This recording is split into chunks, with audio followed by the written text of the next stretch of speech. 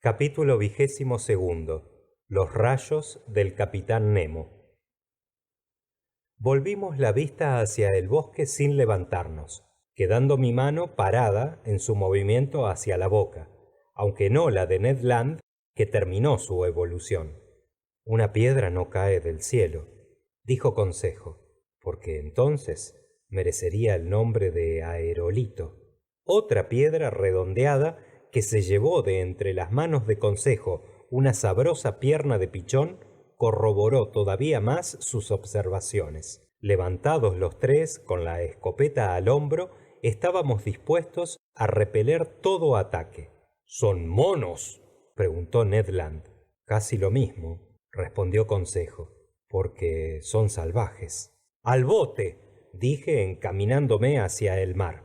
No había más remedio que emprender la retirada, porque unos 20 indígenas, armados con arcos y flechas, aparecían sobre el lindero de un tallar que a los 100 pasos nos ocultaba el horizonte de la derecha. Nuestra canoa estaba a 10 toesas de nosotros.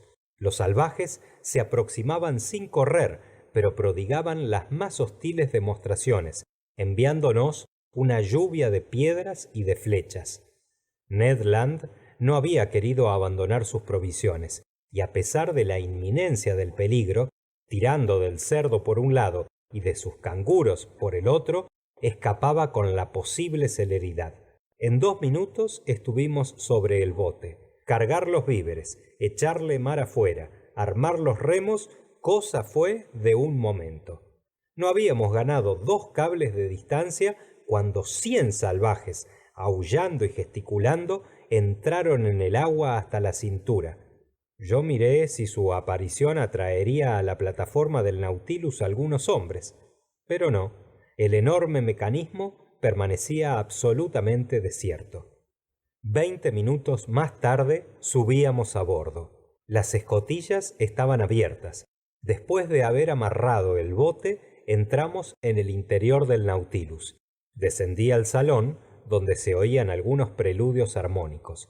Allí estaba el capitán Nemo, delante de su órgano, sumido en un éxtasis musical. «Capitán», le dije. No me oyó. «Capitán», repetí tocándole con la mano. Se estremeció y exclamó volviéndose: «Ah, sois vos, señor profesor. Y bien, ¿habéis hecho buena caza? ¿Habéis herborizado con suerte?» «Sí, capitán», respondí. «Mas, por desgracia, hemos atraído una tropa de bípedos cuya vecindad me parecía peligrosa». «¿Qué bípedos?» «Unos salvajes». «¿Salvajes?», dijo el capitán con acento irónico. «¿Y os asombráis de hallar salvajes en esa tierra donde habéis puesto el pie? ¿Y dónde no los hay? ¿Y son peores que los otros esos a quienes habéis encontrado?» «Pero, capitán». «Yo los he visto en todas partes, señor profesor». «Pues bien, si no los queréis ver a bordo del Nautilus, haréis perfectamente en tomar algunas precauciones». «Tranquilizaos, señor profesor. No hay motivo de preocupación. Pero esos indígenas son numerosos». «¿Cuántos habéis contado?» «Lo menos 100». «Señor Aronnax», respondió el capitán Nemo, cuyos dedos se aplicaron de nuevo sobre el teclado, «aun cuando todos los salvajes de la Papuasia estuviesen reunidos en esa playa, nada tendría que recelar de ellos el Nautilus». Los dedos del capitán recorrían entonces sobre el teclado y reparé que sólo tocaba sobre las teclas negras, lo cual daba a sus melodías un colorido esencialmente escocés. Olvidó luego mi presencia y quedó sumido en una meditación que no traté de disipar. Volví a la plataforma. Era ya de noche, porque en aquella latitud el sol se pone rápidamente y sin crepúsculo. La isla de Gueboroar ya no se divisaba sino confusamente, pero numerosas hogueras, encendidas en la playa, atestiguaban que los indígenas no trataban de abandonarla. Durante algunas horas estuve solo, ora pensando en aquellos salvajes sin temerlos, porque participaba de la confianza del impertérrito capitán, ora olvidándolos para admirar los esplendores de aquella noche tropical. Mis recuerdos iban hacia la Francia, siguiendo las estrellas zodiacales que dentro de algunas horas debían alcanzar sus horizontes. La luna resplandecía en medio de las constelaciones del cénit. Recordé entonces que este fiel y complaciente satélite debía volver 2 días después para levantar las aguas y sacar el Nautilus de su engarce de coral. A medianoche, viendo que todo estaba quieto, lo mismo sobre las aguas sombrías que bajo los árboles de la playa, entré en mi camarote y me dormí apaciblemente. Pasó la noche sin novedad. Los salvajes se espantaban sin duda ante la vista sola del monstruo varado en la bahía, porque, si no, las escotillas que estaban abiertas hubieran podido proporcionarles fácil entrada. A las 6 de la mañana, 8 de enero, subí a la plataforma. Las sombras de la noche eran disipadas por los albores de la mañana. La isla ostentó luego entre las disipadas brumas primero sus playas y sus cumbres después. Los indígenas seguían permaneciendo allí más numerosos que la víspera, unos 500 a 600, y aprovechándose algunos de la marea baja, se habían adelantado por los arrecifes a menos de 2 cables del Nautilus.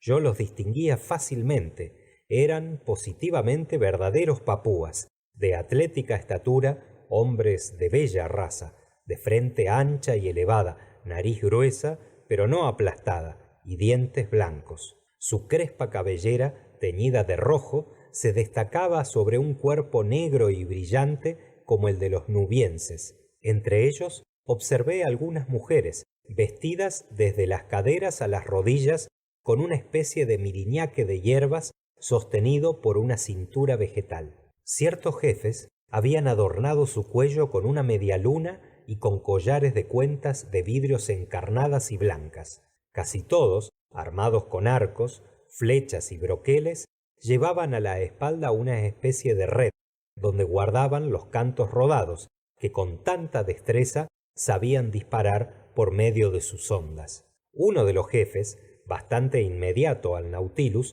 lo examinaba con atención. Debía ser un mado de alto rango, porque estaba envuelto en una especie de esterilla tejida con hojas de plátano, dentada en sus bordes y teñida con colores muy subidos. Hubiera podido fácilmente derribar a aquel indígena que estaba a corto alcance, pero pensé que valía más aguardar demostraciones verdaderamente hostiles.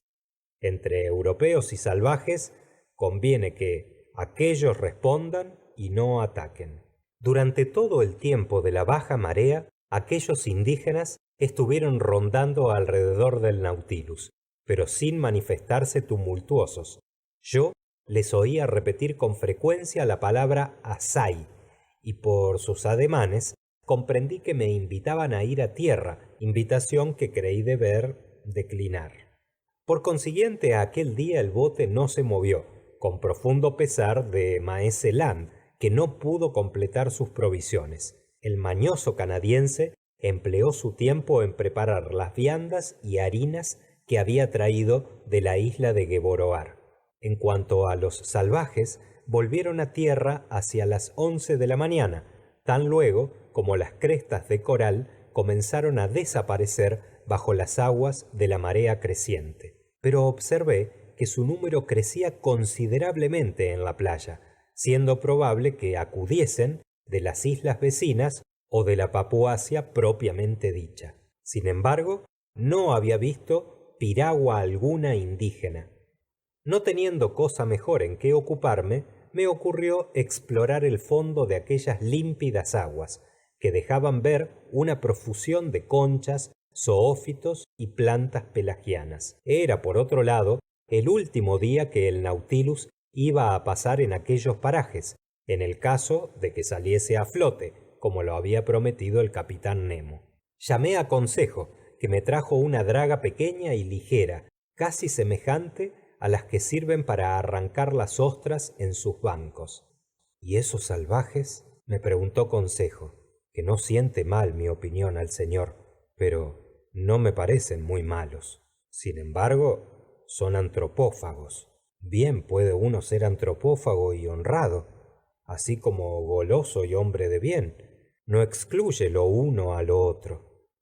Corriente, concedo que sean honrados antropófagos y que devoren a sus prisioneros honradamente, pero como no tengo empeño en ser comido ni aun honradamente, estaré en guardia, porque el capitán Nemo no toma precaución alguna.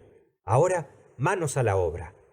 Estuvimos pescando con actividad durante 2 horas, sin obtener nada de importancia. La draga nos traía arpas, orejas de Midas, melañas y especialmente los martillos más bellos que hasta aquel día hubiese yo visto. Cogimos también algunas oloturias y una docena de tortugas pequeñas, que fueron apartadas para la cocina de bordo. Pero en el momento en que menos lo esperaba, puse la mano sobre una maravilla, o por mejor decir, una deformidad natural, muy difícil de encontrar. Consejo acababa de dar un golpe de draga, y su aparato subía cargado con diferentes conchas bastante comunes, cuando de repente me vio meter con presteza la mano en la red para coger una de ellas, prorrumpiendo en gritos de naturalista, esto es, los más penetrantes que dar pueda la garganta humana. ¿Qué le pasa, señor? Preguntó Consejo muy sorprendido. ¿Le ha mordido algún bicho? No, muchacho, pero tampoco hubiera tenido inconveniente en pagar mi descubrimiento con un dedo. ¿Qué descubrimiento? Esa concha, dije yo, enseñando el objeto de mi triunfo. Pero no es más que una simple oliva pórfido, género oliva, orden de los pectinibranquios, clase de los gasterópodos, ramificación de los moluscos. Sí, Consejo, pero en lugar de tener las vueltas de derecha a izquierda, las ostenta de izquierda a derecha. ¿Es posible? Exclamó Consejo. Sí, muchacho, es una concha siniestra. Una concha siniestra, repetía Consejo, palpitándole el corazón. Contempla esa espira. Créamelo el señor, dijo Consejo, tomando la preciosa concha con trémula mano. Nunca he experimentado sensación semejante. Y ciertamente que había motivo para estar conmovido porque, sabido es, según lo han observado los naturalistas, que la dirección diestra es una ley de la naturaleza. El hombre emplea su mano derecha más que la izquierda y por consiguiente sus instrumentos, aparatos, escaleras, cerraduras, muelles de reloj están combinados de modo que la vuelta a la izquierda sea una excepción, o sea, lo que represente el movimiento contrario al fin propuesto, o el menos frecuente. La cuerda en las máquinas de muelle se da a la derecha, los tornillos vuelven a la derecha para armar o asegurar, y a izquierda para desarmar. Esta ley observa la naturaleza en los caracoles y conchas, siendo las excepciones tan raras que un caracol de espira siniestra se paga a peso de oro. Consejo y yo estábamos absortos en la contemplación de nuestro tesoro y me proponía enriquecer el museo cuando una piedra, desgraciadamente despedida por un indígena, vino a destrozar el precioso objeto en las manos mismas de Consejo. Di un grito desesperado. Consejo agarró la escopeta y apuntó a un salvaje que mecía su honda a 10 metros de distancia. Quise detener la acción de mi criado, pero el tiro salió y la bala destrozó el brazalete de amuletos que colgaba en el brazo del indígena. ¡Consejo! Exclamé. ¡Consejo! ¿Pero no ve el señor que ese caníbal ha comenzado el ataque? Una concha no vale la vida de un hombre, le dije. Ah, bribón, dijo Consejo. Mejor hubiera querido que me hubiese roto el brazo. Consejo era sincero, pero yo no participaba de su opinión. Entretanto, la situación había cambiado, y sin que lo hubiésemos apercibido antes, nos vimos rodeados por unas 20 piraguas, fabricadas con troncos de árboles, largas, estrechas, bien combinadas para la marcha y equilibradas por medio de un doble balancín de bambús que flotaba en la superficie del agua. Manejábanlas diestros remeros medio desnudos, y no dejé de tener inquietud al verlas avanzar. Era evidente que aquellos salvajes habían tenido ya relaciones con los europeos y que conocían sus buques. Pero, ¿qué debían pensar de un prolongado cilindro de hierro sin mástiles ni chimenea?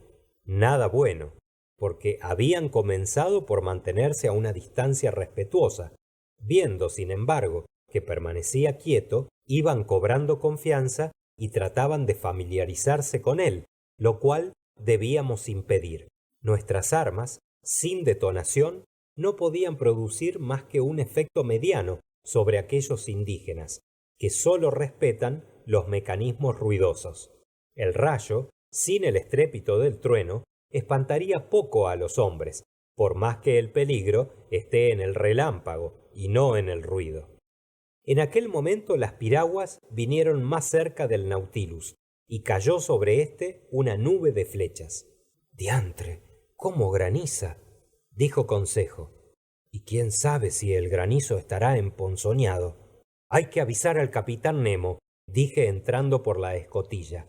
Bajé al salón, no encontré a nadie. Llamé a la puerta del capitán. Adelante, me respondieron. Entré y vi que el jefe estaba embebido en un cálculo, donde no faltaban las X y otros signos algebraicos. ¿Incomodo? Pregunté por urbanidad. En efecto, señor Aronnax, me respondió el capitán, pero creo que habéis debido tener razones muy formales para venir a verme. Muy formales. Las piraguas de los indígenas nos rodean y dentro de algunos minutos nos veremos acometidos por centenares de salvajes. Ah, dijo con sosiego el capitán Nemo. ¿Han venido con sus piraguas? Sí, señor. Pues bien, basta cerrar las escotillas. Precisamente, y venía a deciros nada más fácil, dijo el capitán, y tocando un botón eléctrico, transmitió sus órdenes a la tripulación. Ya está hecho, me dijo después de algunos instantes. El bote ya se encuentra en su sitio y las escotillas están cerradas. Pienso que no tendréis el recelo de que esos señores echen abajo unas paredes donde las balas de vuestra fragata no han podido hacer mella. No, capitán, pero hay otro peligro. ¿Cuál? En que mañana, a igual hora, habrá que volver a abrir las escotillas para renovar el aire del Nautilus. Sin duda, puesto que nuestro buque respira como los cetáceos. Pues bien, si en este momento los salvajes ocupan la plataforma, no comprendo cómo impediréis que entren. Entonces, suponéis que subirán a bordo. Estoy seguro de ello. Pues bien, que suban. No veo motivo alguno para impedírselo. En el fondo, esos infelices papúas son unos pobres diablos, y no quiero que mi visita a la isla de Gueboroar cueste la vida a uno solo de esos desgraciados. Dicho esto, iba a retirarme, pero el capitán Nemo me retuvo y me invitó a sentarme junto a él. Me interrogó con interés sobre nuestras excursiones por tierra y pareció no comprender la necesidad de carne de que era tan codicioso el arponero. Después, la conversación versó sobre otros asuntos, y sin ser más comunicativo, el capitán Nemo me pareció más amable. Entre otras cosas, departimos sobre la situación del Nautilus, varado precisamente en el mismo sitio donde Dumont d'Urville estuvo a punto de perderse. Después, con este motivo, dijo el capitán: fue uno de vuestros grandes marinos, y uno de vuestros más inteligentes navegantes, ese Dumont d'Urville. Es para vosotros, los franceses, vuestro capitán Cook. Infortunado sabio, haber arrostrado los bancos de hielo del Polo Sur, los corales de la Oceanía, los caníbales del Pacífico, para perecer luego miserablemente en un tren de ferrocarril. Si aquel hombre enérgico pudo discurrir algo en los últimos segundos de su existencia, figuraos cuáles debieran ser sus postreros pensamientos. Al hablar así, el capitán Nemo parecía estar conmovido, lo cual consigno para hacerle alguna concesión sobre el carácter que le atribuíamos. Después estuvimos recorriendo sobre el mapa los trabajos del navegante francés, sus viajes de circunnavegación, su doble exploración al Polo Sur, en la cual descubrió las tierras Amelia y Luis Felipe, y por último sus trazados hidrográficos en las principales islas de la Oceanía. Lo que Dumont d'Urville ha hecho en la superficie de los mares, me dijo el capitán Nemo, lo he practicado yo en el interior del océano, y más completa y fácilmente en él. El astrolabio y la celosa, naves incesantemente entregadas a los embates de los huracanes, no podrían competir con el Nautilus, pacífico y realmente sedentario gabinete de trabajo en medio de las aguas. Sin embargo, capitán, dije, hay un punto de semejanza entre las corbetas de Dumont d'Urville y el Nautilus. ¿Cuál es, señor profesor? En que el Nautilus ha varado como ellas. El Nautilus no ha varado, señor profesor, me respondió con frialdad el capitán Nemo. El Nautilus se ha hecho para descansar sobre el fondo de los mares, y los trabajos penosos y las maniobras que hubo de emprender Dumont d'Urville para sacar sus naves a flote no me hacen falta a mí. El astrolabio y la celosa por poco perecieron, pero mi Nautilus no corre peligro alguno. Mañana, a la hora fijada, la marea lo levantará suavemente y proseguirá su navegación por entre los mares. Capitán, dije, yo no dudo. Mañana, añadió el capitán Nemo levantándose. Mañana, a las 2:40 de la tarde, el Nautilus flotará y abandonará sin averías el estrecho de Torres. Pronunciadas estas palabras con acento categórico, el capitán Nemo se inclinó ligeramente, lo cual significaba que me despedía, y volví a entrar a mi cámara. Allí encontré a Consejo, que deseaba conocer el resultado de mi entrevista con el capitán. Muchacho, dije, cuando le he manifestado mi creencia de que el Nautilus estaba amenazado por los naturales de la Papuasia, el capitán me ha hablado con mucha ironía. Ahora solo me resta decirte que tengas confianza en él y te vayas a dormir en paz. ¿No necesita el señor mis servicios? No, amigo mío. ¿Qué hace Ned Land? Con perdón del señor, respondió Consejo, el amigo Ned está confeccionando un pastel de canguro, que será una maravilla. Me quedé solo. Me acosté, pero dormí bastante mal. Yo sentía el ruido de los salvajes que pataleaban sobre cubierta, prorrumpiendo en gritos desaforados. Así se pasó la noche, sin que la tripulación saliera de su inercia habitual.